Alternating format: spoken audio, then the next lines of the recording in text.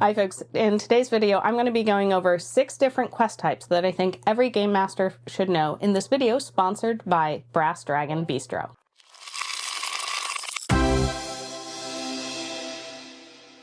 Okay, so if you haven't seen it already, I did a video last month that was talking about 6 quest types, and this month I'm going to be talking about 6 more quest types that I think every game master should know and be able to draw from. I think looking at your adventures by quest type can be very helpful. Having a list of different quest types can provide some great inspiration as you're building campaigns. And also if you ever feel like your campaign is feeling like a bit stale, or you feel like we're just doing the same thing over and over and over, look at the quest types and see, are you doing the same kind or the same couple?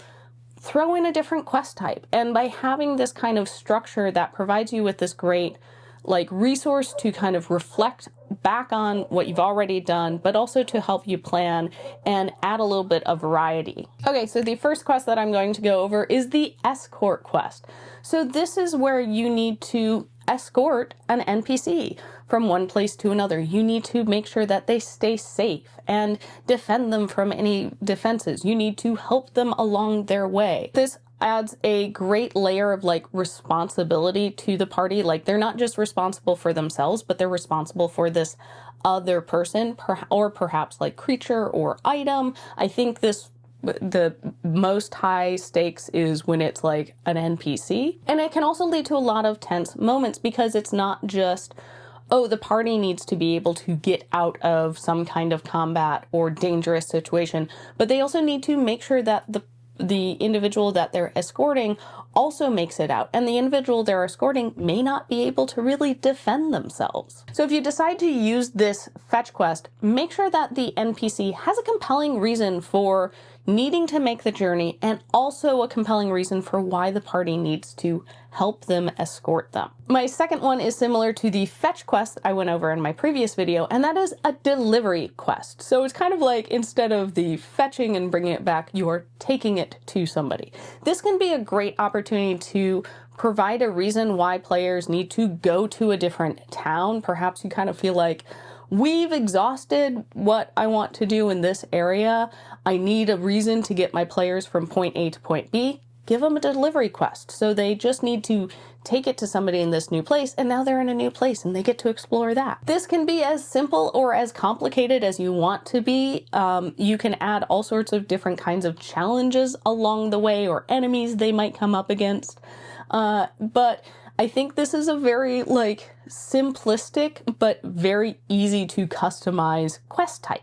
Okay, next up is the investigation quest. So this is where players need to solve a mystery. They need to collect clues or information and figure out how it all fits together. This type of quest is going to really encourage a lot of critical thinking and exploration.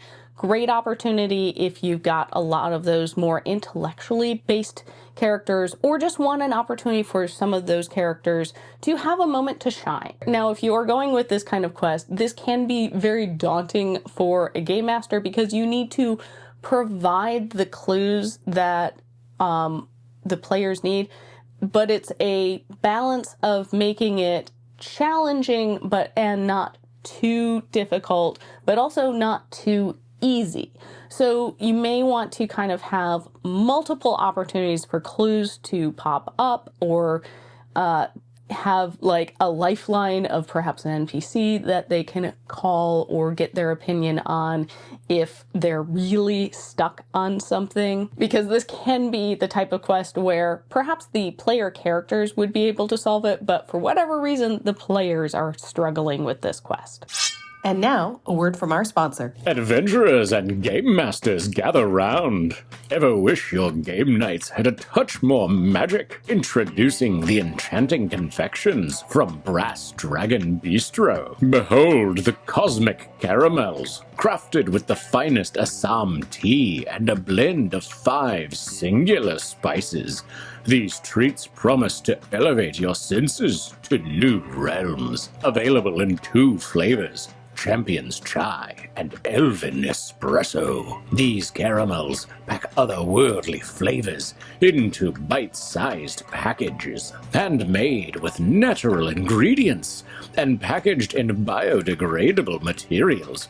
Brass Dragon Bistro ensures your indulgence is both delightful and eco-conscious. Looking for the perfect gift for your party members or a special treat for your game master? These artisanal confections are sure to impress. To epic adventures and even sweeter rewards. Embark on your flavorful journey today at Brass Dragon Bistro, because every quest deserves a sweet ending.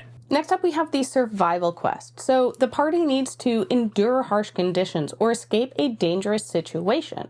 This is going to test a lot of those like resource management and decision making skills within the party. This type of quest really is going to drive home like this urgency and high stakes element of like, we have to get out of here in order to survive, or we have to protect ourselves or hunker down, whatever it is. They have to make the decision of like how they're going to get through this dangerous situation.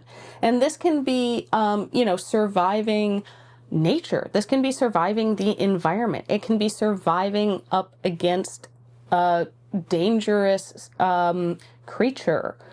There are a whole bunch of different ways that you can kind of have a survival quest. And also it can be like a little mini quest that like, okay, you got through this fight, but now you have to survive as, the layer is falling down because you destroyed the elemental that was helping hold it up. With this kind of quest, really look at a lot of those environmental factors and kind of not just creatures, but what are the other things that the party needs to keep in mind in order to, and overcome in order to survive. Great way to kind of stretch your abilities as a game master, because I think we oftentimes think about like obstacles being like a thing or a creature or person, but can sometimes forget that the world around us could be the obstacle. And next we have the defense quest. So this is where the party needs to defend a location or defend a person from an attack. This is great for building teamwork, especially if it's the type of thing that like they know they're going into this ahead of time. So there can be a little bit of that like strategy and prep and okay, you're going to do this and then I'm going to do this.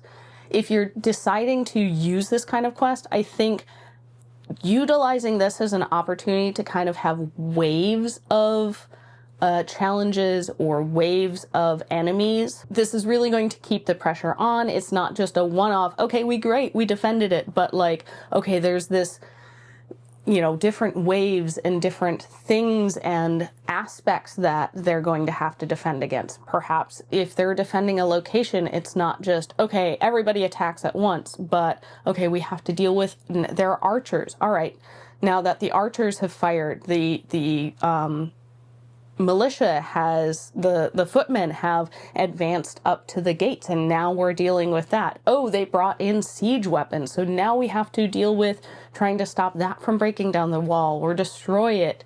Adding all of these kind of layers of complications that the party may be kind of prepared for and perhaps know about is coming, but also perhaps there are some surprise elements you throw in. So in addition to having all of these plans, the party also has to think on their feet.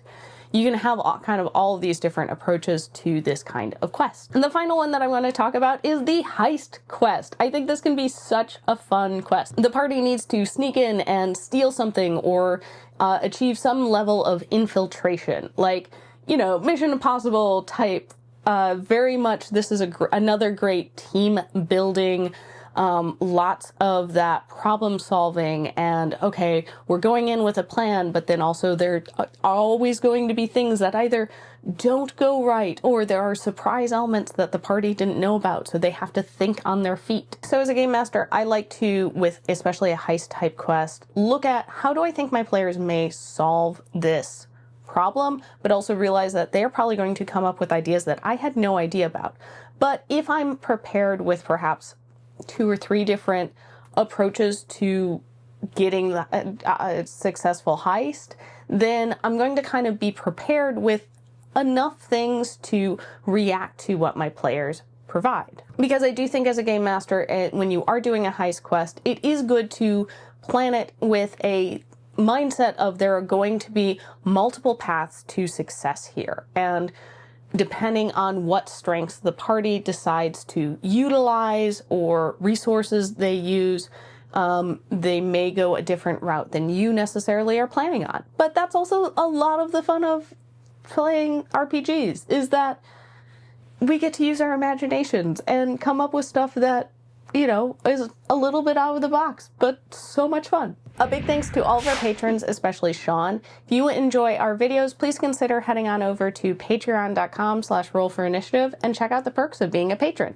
It's the best way to directly support our channel. All right, so those are 6 more quests that I think every game master should kind of have in their back pocket to be able to pull out for inspiration or to add some variety to their campaigns. Now, I'd love to know, what is your favorite quest type to include in your game? Did I forget any quest types? Let's talk about it more in the comments below. Thank you again for watching. If you enjoyed this video, make sure you like it and subscribe, because we put out videos here every week about tabletop RPGs and our other geeky interests. All right, I'll see you next time on Roll for Initiative. Bye.